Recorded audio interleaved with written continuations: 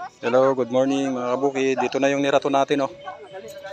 Bali 17 days sila mula nung nirato natin ito. Yan, nag-uumpisa na rin ng bulaklak, oh. Yan, oh.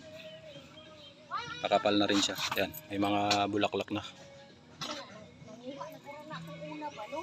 Ayan, oh.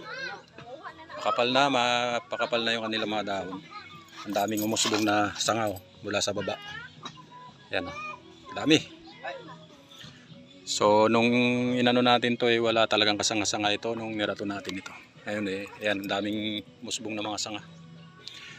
So yung iba hindi na maiwasan may namatay dahil nga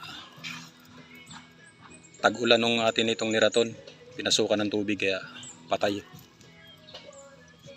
Kaya pagraraton dapat mainit ang panahon para matik tuyo itong pinakaano nila kasi ito, malambot yung loob niyan kaya pag pinasukan ng tubig yan dire-diretso sa baba, mabubulok.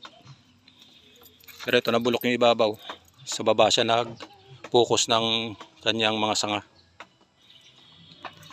So yung iba yan wala pa. Meron siyang dito sa baba. So yan lang mga kabukid yung update ko rito sa aking nirato na talong.